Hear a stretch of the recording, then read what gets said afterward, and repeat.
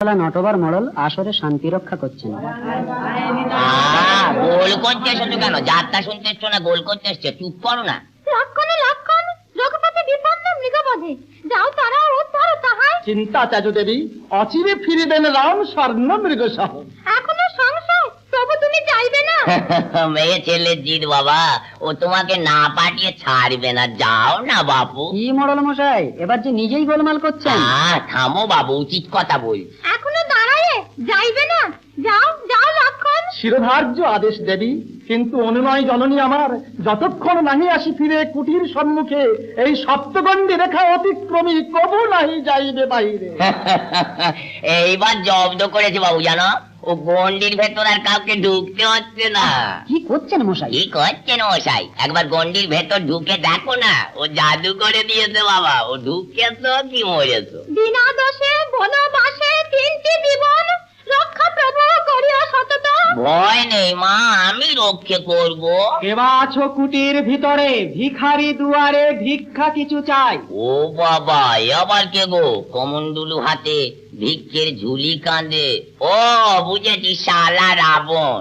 মা জানকীকে একা পেয়ে হরণ করতে এসেছে। করুক না হরণ, আমি অশান্তি করতে দেবো না। হে ভিখারি, স্বামী বা দেবর মোর কেহ নাহি গৃহে, ক্ষণে কপিস্ক প্রভু। যেতে হবে বহু দূরে, বিলম্ব না করিতে পারিব। বিলম্ব করবে কেন? তাহলে হরণ করবার সুবিধা হবে কি করে? বারণ করেছে মোরে দেবর লক্ষণ গন্ডির বাহিরে যেতে, কি করি উপায়? ঠিক বলেছো মা, ঠিক বলেছো। গন্ডির বাইরে তুমি কিছুতেই যাইও না। ভিক্ষা নাহি পাবো, ব্রাহ্মণ ফিরিয়া যাব দুয়ার হইতে।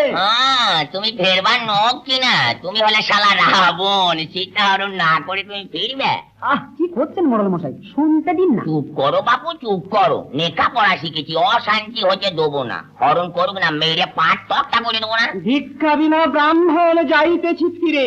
না না, তিষ্ঠ হে ব্রাহ্মণ, দিব ভিক্ষা। অমন কাজ করু না মা, ও গেলি ক্যাঁক করে ধরবে। আচ্ছা ধরুক, আমি অশান্তি হতে এই দেবো না। সর্বনাশ করলে মডেল মশাই যে কোমর বাঁধছে। এই নাও ভিক্ষা দে। কে তুমি? হাত ছাড়ো, হাত ছাড়ো। নহি আমি সামান্য ভিখারি, রাবণ আমার নাম, লঙ্কায় বসতি। রক্ষা করো, রক্ষা করো, কে আছো কথা? এই যে মা, আমি রক্ষা করবো। শালা রাবণ অনেকক্ষণ সহ্য করছি। সীতা হরণ করতে এসেছে আমার গায়ে, মেরে তক্তা করে দেবো না। শালা দুটো ভাড়া- ও মডেল মশাই, এ করছেন কি? তোমরা থামো বাবু, আমার গায়ে সীতা হরণ হবে, আমি অশান্তি হতে দেবো না। আরে মডেল মশাই, এই যে অভিনয় হচ্ছে, সত্যি নয়। অভিনয়? হ্যাঁ অভিনয়। সত্যি না? না। যা শালা রাবণ, খুব বেঁচে গেলি। সত্যি সত্যি হলে মেরে তক্তা করে দিতুম। অশান্তি হচ্ছে দেবো না। মডেল মশাই, আজ আপনি এইখান থেকেই শান্তি রক্ষা করুন, দেখবেন যেন কালকের মতো গন্ডগোল না হয়। আরে না না, খেপেছ? আর কি পালা হচ্ছে? জানেন না আজকে যে সাবিত্রী সত্যবান হবে? ও বটে বটে বটে। ওই দেখুন, সাবিত্রী আর সত্যবান জঙ্গলে কাঠ কাটতে যাচ্ছে। খাসা চেহারা বাপু, যেমন বর তেমনি কোণে। আহা, এই চেহারা নিয়ে কাঠ কাটতে যাচ্ছে, তা যে যেমন অদিষ্ট করেছে। সাবিত্রী, আজ তোমাকে এত মলিন মলিন দেখাচ্ছে কেন? কেন নাথ, আজ আমার মনটা যেন কেমন কেমন করছে। আজ আর কাঠে কাজে নেই। বোকা মেয়ে, বলি কাঠ না হলে রান্না হবে কি করে? খাবে কে? এই রে, আজ আবার মডেল মশাই শুরু করলে রে। সাবিত্রী, আজ যদি কাঠ না আনে তাহলে যে আমাদের রান্না হবে না। ওই দেখো, যা বলেছি ঠিক কিনা? বাবা, আমরা হচ্ছে হিসেবই নয়, বুঝলে? প্রাণনাথ, আজ আমার মন যে তোমার যেতে মানা করছে। তা যাক না বাপু, জোয়ান মানুষ ভয় কি? আর আমি যখন এখানে রয়েছি তখন অশান্তি হচ্ছে দেবো না। এই সেরেছে রে। মডেল মশাই, দয়া করে একটু চুপ করুন না। তুমি থামো না বাপু, উচিত কথা বলবো, তাতে আবার ভয় কিসের? সাবিত্রী, সাবিত্রী, কোথা তুমি প্রাণেশ্বরী? স্বামী, স্বামী, প্রাণেশ্বর। কি হলো রে বাবা? চুপ করুন, সত্যবানের অপঘাত ঘটেছে। সাপে কামড়ায়নি তো? এই হাল বিল আমাদের গায়ে 3টে লোক সাপে কামড়ে মরেছে। তোরা সব হাঁ করে দেখছিস কি? রোজা মোজা ডাক, এমন দাঁটো লোক তাকে সাপে কামড়ালে গা? মডেল মশাই চুপ করুন, দেখুন না জম আসছে, এখনই সত্যবানকে বাঁচাবে। এত সোজা নয় গো। আমাদের গায়ে যে 3টে নখ মলো, ওই তাদেরকেও বাঁচাতে পারলে? চুপ করুন, চুপ করুন, এই জম কি বলে শুনুন। সাবিত্রী, এখনো তুমি আমার পশ্চাৎ অনুসরণ করছো। আচ্ছা, তোমাকে আমি আর একটি বর দান করব।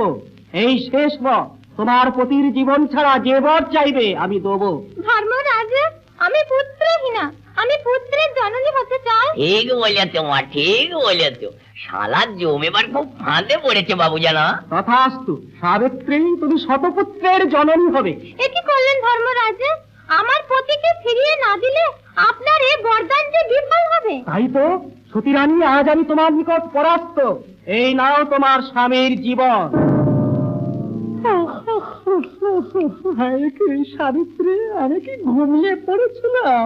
আরে এই যে সত্যি সত্যি হাই তুলে তুড়ি মেরে বেঁচে উঠলো বাবা যমরাজ।